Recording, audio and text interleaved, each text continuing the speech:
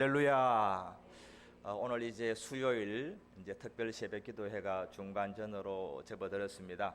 오늘도 이렇게 주님의 은혜를 사모하며 주의 성전으로 나오신 여러분들을 축복하고 환영합니다. 우리 담임 목사님의 코로나 자가 격리 때문에 제가 이제 오늘까지 이렇게 좀 부족한 가운데서도 말씀을 이렇게 전합니다. 이제 드디어 내일부터는 여러분들이 고대하시는 우리 담임 목사님 이제 그동안 준비하신 예수님의 유언이라는 귀한 말씀 가지고 이제 토요일까지 말씀을 전하시고 또 주일에는 부활절 특별 새벽 기도회를 인도하십니다. 그래서 내일부터 주일까지 또 남은 4일이 있는데 여러분 힘을 내시고 특별히 더 많은 분들이 오시면 좋겠습니다. 그래서 오늘은 여러분들 낮에 우리 구역 식구들에게 서로 연락도 하고 이렇게 좀 권면해서 내일부터 우리 목사님 또 귀한 말씀 전하시는데 이 성전이 가득 찰 수 있기를 간절히 소망합니다. 네. 오늘 우리에게 주시는 하나님의 말씀을 우리 받도록 하겠습니다. 사도행전 4장 13절에서 22절 말씀, 신약성경 193페이지.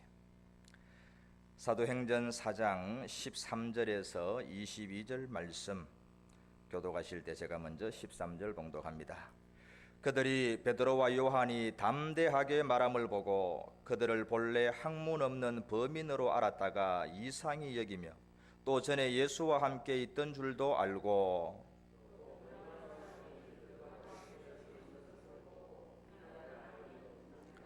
명하여 공회에서 나가라 하고 서로 의논하여 이르되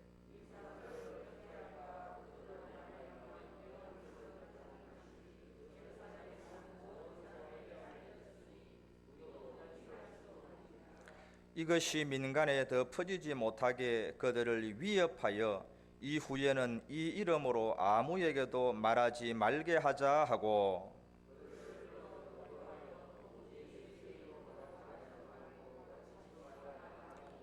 베드로와 요한이 대답하여 이르되 하나님 앞에서 너희의 말을 듣는 것이 하나님의 말씀을 듣는 것보다 옳은가 판단하라. 관리들이 백성들 때문에 그들을 어떻게 처벌할지 방법을 찾지 못하고 다시 위협하여 놓아 주었으니 이는 모든 사람이 그 된 일을 보고 하나님께 영광을 돌림이라. 이 표적으로 병 나은 사람은 40여 세나 되었더라. 아멘.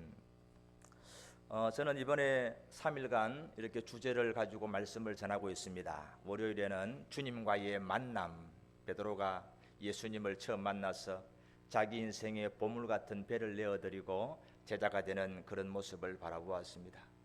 그리고 어제는 기도하지 않아서 주님과 이별할 수밖에 없었던 그런 베드로의 모습을 살펴보았습니다.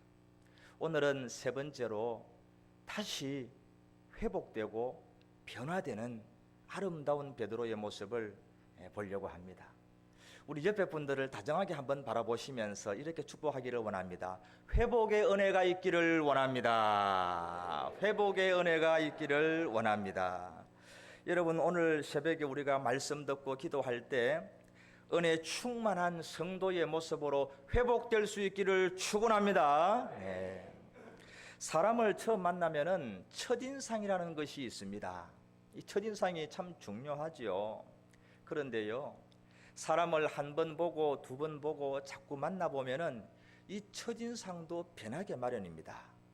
처음에는 야, 참 저 사람 대단하구나, 참 좋은 사람이구나 이렇게 생각했는데 그 사람을 겪어보면서 실망이 되는 사람이 있기도 합니다.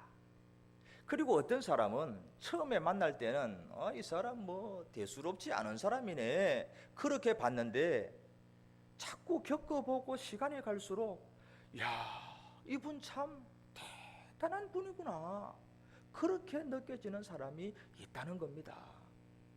오늘 성경에 나오는 베드로도 그런 사람이었습니다. 여러분, 우리가 복음서에 나타나는 베드로의 인상은 그렇게 좋지 않습니다. 어제도 우리가 보았지만은 그 예수님을 모른다고 부인하고 주님을 떠나가고 날마다 큰 소리만 뻥뻥 치고 위기가 닥치면은 도망치기 바쁜 그런 비겁한 모습을 베드로가 가지고 있거든요. 주님과 함께 죽을지언정 저는 결단코 주님을 떠나지 않겠습니다.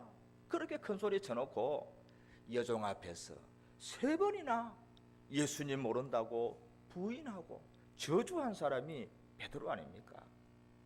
여러분, 그런데요, 사도행전에서 보면은 베드로의 모습이 180도로 달라집니다. 완전히 딴 사람이에요. 오늘 읽었던 이 4장 앞서서 보면은 한 큰 사건이 3장에 나오는데, 베드로와 요한이 성전에 기도하러 올라가다가 미문 앞에 앉아있는 나면서부터 걷지 못하는 사람을 나사렛 예수의 이름으로 일으켜 세우는 놀라운 역사를 일으킵니다. 그랬더니 그 기적 사건을 보고 수많은 사람들이 막 모여든 거예요. 그래서 그들에게 베드로가 하나님의 말씀을 전하며 설교를 하는데 그날 무려 5,000명의 사람이 믿고 구원받는 역사가 나타난 것입니다. 할렐루야. 그러니까 이 제사장과 사두개인들이 갑자기 위기감을 느끼는 거예요.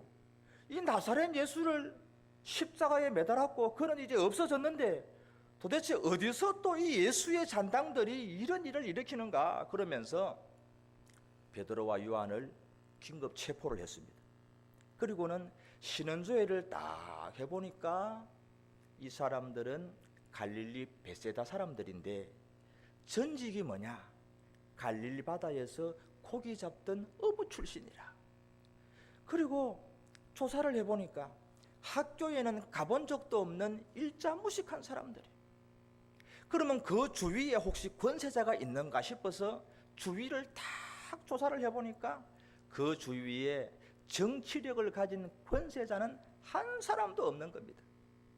여기까지 딱 파악이 되니까 제사장과 사두개인들이 베드로와 요한을 딱 붙잡아 가지고 공회의에 불러들였습니다. 그리고는 이런 사람들은 그저 겁을 주고 위협하면은 찍소리도 못한다. 이 사람들에게 단단히 겁을 줘가지고 앞으로는 예수 이름 입 밖에도 못 내도록 해야 되겠다. 그러면서 그렇게 그들을 불렀습니다. 자, 18절에 보니까 그들을 경고를 하고 있죠. 그들을 불러 경고하여 도무지 예수의 이름으로 말하지도 말고 가르치지도 말라. 이 겁을 주면서 위협을 한 거예요. 그러면은 그들은 이제는 겁이 나서 이렇게 전도하지 않을 것이다 생각을 했는데 벌벌 떨면서 무릎을 꿇을 줄 알았는데 베드로가 대답이 기가 막힌 대답을 하는 겁니다. 자, 여러분 19절 말씀을 같이 봅니다. 베드로와 요한이 대답하여 이르되 하나님 앞에서 너희의 말을 듣는 것이 하나님의 말씀을 듣는 것보다 옳은가 판단하라. 우리는 보고 들은 것을 말하지 아니할 수 없다 하니. 아멘. 여러분, 어제 복음서에서 보았던 베드로와는 완전히 딴 사람입니다. 겁쟁이 베드로의 입에서 나온 말이라고는 믿기지를 않습니다. 우리만 그렇게 느낀 것이 아니에요, 여러분. 이 베드로와 요한을 불러서 겁을 준 제사장과 사두개인들이 더 놀랐습니다. 그들의 놀란 모습이 13절인데요. 자, 그 말씀을 오늘날의 표준 세번역으로 한번 이렇게 읽어보도록 하겠습니다. 같이 봅니다. 그들은 베드로와 요한이 본래 배운 것이 없는 보잘것없는 사람인 줄 알았는데 이렇게 담대하게 말하는 것을 보고 놀랐다. 이렇게 번역을 하고 있습니다. 여러분, 이 베드로는 사실 학교에는 가본 적이 없는 일자무식한 사람입니다. 그리고 스승을 버리고 자기가 살고자 도망친 비겁한 사람입니다. 그런데 그 사람이 오늘 설교를 해가지고 5,000명이 구원받고 그렇게 겁이 많던 사람이 감히 우리에게 이렇게 담대하게 말하는 것을 보니까 깜짝 놀란 거예요. 여러분, 이게 어떻게 된 일입니까? 아니, 여종 앞에서 예수님 모른다고 저주하면서 3번이나 부인하던 그 베드로가 오늘 어떻게 되어서 이렇게 달라진 사람이 되고 이렇게 담대하게 지혜롭게 하나님의 말씀을 전할 수 있었느냐, 그 말이죠. 여러분, 겁쟁이 베드로가요, 담대한 주님의 사도가 된 데는 인생의 터닝 포인트가 있습니다. 전환점이 있습니다. 그것이 뭐냐 하면은 바로 주님께서 약속하신 성령의 충만을 입고 완전히 변화되었던 것입니다. 할렐루야. 오순절 성령의 충만을 받고 베드로는 완전히 변했습니다. 이전에 그런 겁쟁이가 아니었습니다. 이전처럼 큰 소리만 뻥뻥 치고 위기가 닥치면 도망치는 그런 베드로가 아니라 주님을 위해서 목숨까지 바칠 수 있는 담대한 사도로 변화되었다고 하는 것이죠. 여러분, 오늘 이 새벽에 말씀 듣고 기도하는 우리에게도 베드로에게 임했던 주의 성령이 충만하게 임재할 수 있기를 축원합니다. 여러분, 교인으로 머물지 말고 성령의 사람으로 변화되시기를 축원합니다. 여러분, 제가 성경을 보니까 아주 놀라운 사실이 발견되고 있습니다. 성경에 나오는 정말 위대한 하나님의 사람들은 인생의 전환점이 다 있어요. 인생의 터닝 포인트가 있어요. 여러분, 예수님 보십시오. 예수님이 목수의 아들 요셉의 아들로서 30년을 살았습니다. 아버지 도와주면서 목수일하고 대패질하고 그렇게 살았어요. 그런데 그 예수님이 드디어 공생애를 시작을 하죠. 복음을 전하죠. 하나님의 위대한 사역을 감당하죠. 여러분, 터닝 포인트가 있습니다. 언제 그렇게 되었습니까?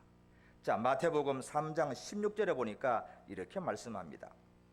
같이 봅니다. 예수께서 세례를 받으시고 곧 물에서 올라오실새 하늘이 열리고 하나님의 성령이 비둘기같이 내려 자기 위에 임하심을 보시더니. 아멘. 여러분, 예수님께서 목수의 아들에서 하나님의 아들로 말씀을 전하고 사역을 시작한 인생의 터닝 포인트, 성령의 임재입니다. 할렐루야.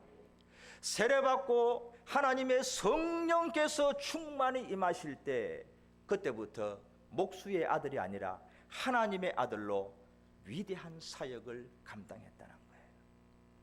여러분, 다윗을 보십시오. 다윗은 본래 왕가 출신이 아닙니다. 다윗은 베들레헴 들판에서 양이나 치던 목동이었습니다. 그런 목동이 어떻게 위대한 하나님의 일꾼이 되고 어떻게 왕이 되었습니까? 여러분, 성경에서는 놀라운 진리를 얘기합니다. 자, 사무엘상 16장 13절 말씀 같이 봅니다.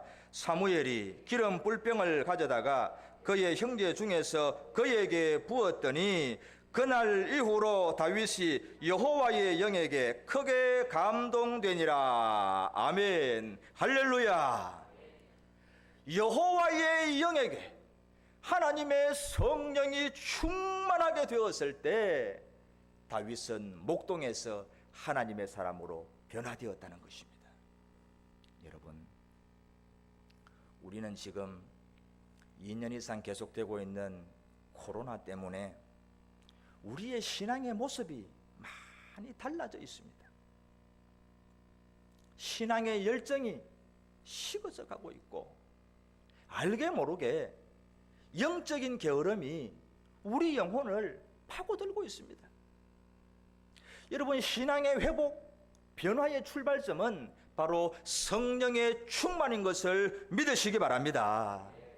세상의 가치관, 인본주의적인 생각, 인간의 결심 가지고 믿음 생활할 수 없습니다. 여러분, 회복과 변화의 출발은 바로 성령의 충만인 것이죠. 오늘 새벽에 성령을 사모하는 여러분들에게 우리 신암교회에 베드로에게 임했던 주의 성령이 충만하게 임재하시기를 축원합니다. 여러분, 성령님이 얼마나 중요하냐면요, 우리가 신앙생활 할 때 성령은 선택이 아니라 필수입니다. 필수. 성령님 없이 믿음의 사람 될 수 없어요. 로마서 8장 9절에 보면은 이렇게 성령님을 얘기하죠. 자, 같이 봅니다. 만일 너희 속에 하나님의 영이 거하시면 너희가 육신에 있지 아니하고 영에 있나니 누구든지 그리스도의 영이 없으면 그리스도의 사람이 아니라. 여러분, 성령이 없으면 우리는 껍데기밖에 안 되는 거예요. 우리 속에 성령이 없으면 우리는 그리스도의 사람이 아니다, 그렇게 말씀하는 거죠. 우리를 회복시키시고 변화시키시는 분은 성령님이십니다. 주님께서 그렇게 말씀하셨습니다. 요한복음 14장 26절 말씀을 같이 봅니다.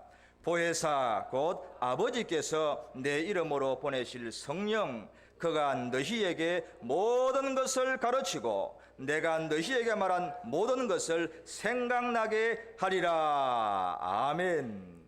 여러분, 성령님의 인도를 받는 주의 성도들이 다 되시기를 축원합니다.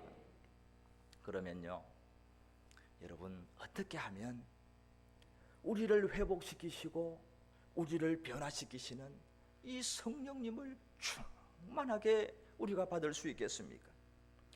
예수님께서 그 놀라운 방법을 우리에게 이미 말씀해 주셨습니다. 여러분, 자, 그 방법이 뭐냐? 누가복음 11장 13절에서 주님이 우리에게 이렇게 말씀을 하죠. 같이 봅니다. 너희가 악할지라도 좋은 것을 자식에게 줄 알거든 하물며 너희 하늘 아버지께서 구하는 자에게 성령을 주시지 않겠느냐 하시니라. 아멘. 구하는 자에게 성령을 주시지 않겠느냐. 여러분, 사모하며 기도할 때 하나님께서는 우리에게 성령을 충만하게 보내주실 줄을 믿습니다. 베드로도 보십시오. 여러분, 아니 어떻게 베드로가 저렇게 변했습니까? 어떻게 회복되었습니까? 주님께서 약속하신 그 성령을 마가의 다락방에서 간절히 기대하고 사모하며 기도할 때 오순절이 이르러 주의 성령께서 충만하게 임재하신 줄을 믿습니다. 오늘 새벽에 주의 성령님을 구하시기 바랍니다. 성결한 마음으로, 사모하는 마음으로 성령의 임재를 구하시기 바랍니다. 여종 앞에서 주님을 모른다고 부인하고 도망쳤던 그 베드로가 이제는 제사장도 권세자도 정치인도 두려워하지 않고 담대히 말씀을 전하는 위대한 주님의 사도가 되었습니다. 성령의 충만함으로 변화되었던 것이죠. 베드로를 회복시키시고 베드로를 변화시키셨던 주의 성령께서 이 특별 새벽 기도회에 나와서 회복되고 변화되기를 갈망하는 우리 모든 성도들에게, 우리 신앙교회에 충만하게 임재하시기를 주님의 이름으로 축복합니다. 하나님 아버지, 오늘 저들이 주의 성령으로 충만하기를 원합니다. 베드로에게 임하셨던 그 성령님께서 오늘 이 새벽에 우리에게도 충만하게 임재하여 주옵소서. 회복되고 변화되게 하여 주옵소서. 예수님 이름으로 기도하옵나이다. 아멘.